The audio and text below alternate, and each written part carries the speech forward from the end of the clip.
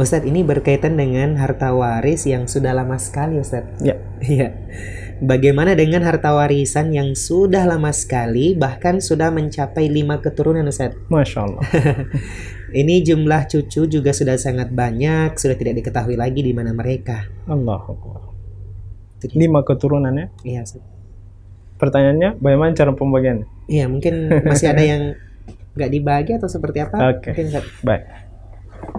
Baik, inilah sisi negatif. Sisi negatif kalau harta warisan itu tidak langsung dibagi.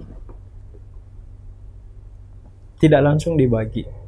Ditaruh begitu saja, sehingga ahli waris yang tadinya berhak mendapatkan warisan itu, ya, yang warisan tersebut ternyata dia tidak sempat merasakan, mencicipi warisannya, lalu kemudian meninggal dunia.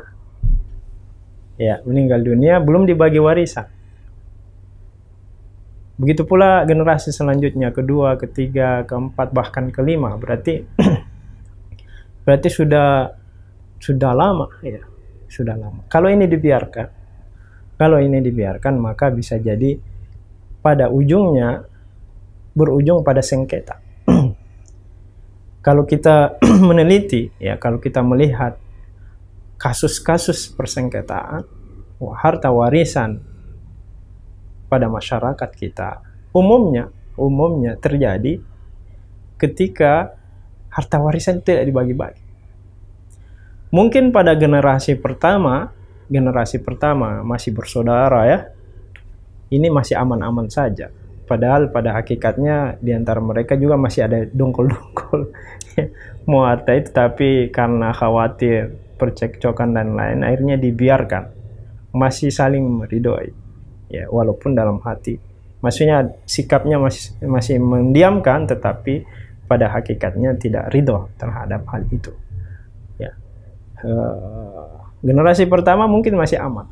Generasi kedua sudah mulai ada gejolak, ketiga apalagi seterusnya. Sehingga hal ini sebaiknya tidak dibiarkan. Ketika seorang meninggal dunia, ada harta yang ditinggalkan, masih ada tersisa dari tanggungan-tanggungan yang tadi kita sampaikan, dikeluarkan, masih ada harta warisnya, segera diberikan. Karena ajal kita tidak tahu. Ya. Sehingga tadi menguatkan, salah satu hikmah pembagian warisan adalah menguatkan ekonomi keluarga. Bagaimana caranya menguatkan ekonomi keluarga kalau tidak dibagi-bagi? Kalau tidak dibagi-bagi. Oleh karena itu, ya, kita sampaikan kepada kaum muslimin, ya, hendaklah lebih cepat lebih baik. Ya.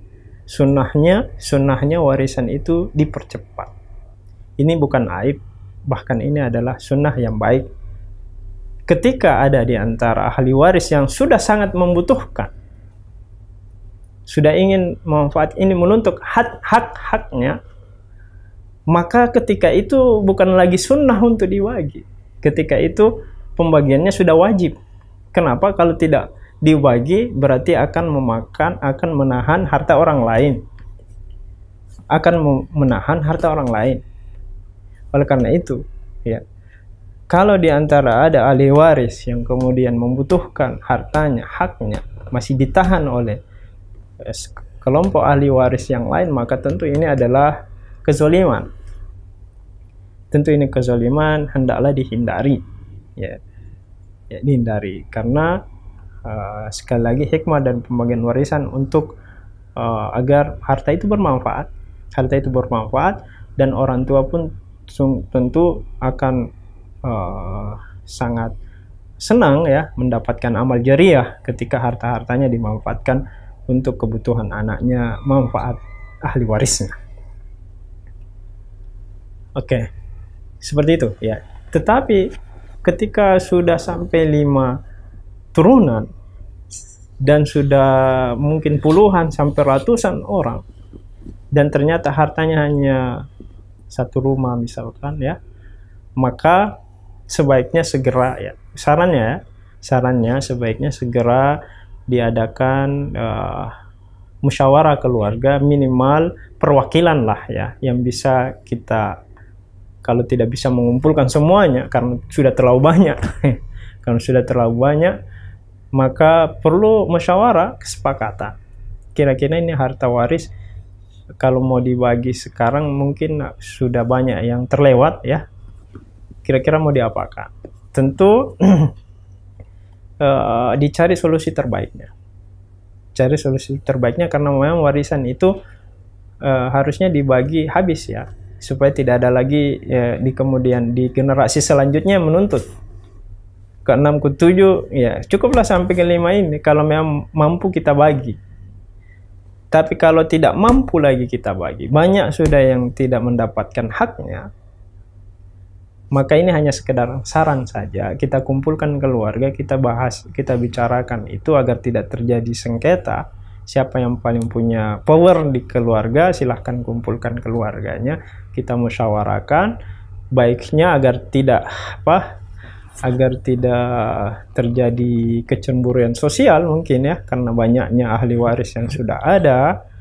Maka mungkin salah satu sarannya diwakafkan saja dengan tentu setelah musyawarah ya, setelah musyawarah. Karena memang kenapa harus musyawarah, karena ini terkait hak bersama. Kalau hanya sepihak tidak bisa lah ya. Kalau hanya sepihak mungkin ada yang tidak ridho, maka perlu kesepakatan bersama, minimal perwakilan mayoritas yang sudah masih hidup saat itu, agar menghindari persengketaan, perselisihan generasi selanjutnya. Maka salah satu sarannya adalah diwakafkan saja. Bisa diwakafkan, ini saran ya, bisa diwakafkan untuk amal sosial, misalkan rumah untuk dimanfaatkan untuk kepentingan pesantren misalkan ya, tahfizul Quran dan seterusnya, diwakafkan pada lembaga sosial untuk dimanfaatkan untuk amal. Insya Allah pahalanya akan mengalir kepada semuanya, karena semuanya mendapatkan hak itu ya, cuma belum dibagi-bagi sampai sekarang. Jadi kita berniat untuk mewakafkan, itu yang pertama solusinya. Atau sekalian wakaf ahli ya, wakaf keluarga. Jadi rumah ini diwakafkan atas nama keluarga. Ya, dengan kesepakatan tadi, dengan musyawarah tadi, diwakafkan untuk keluarga, bukan untuk kegiatan sosial, tetapi memang tujuannya untuk keluarga. Siapa saja keluarga yang membutuhkan, misalkan tidak punya rumah, butuh tempat tinggal, tidak ada tempat tinggalnya, silakan datang. Ini rumah tidak dimiliki oleh siapapun. Jadi wakaf itu salah satu karakteristiknya tidak ada yang memiliki, ini kepentingan bersama ya.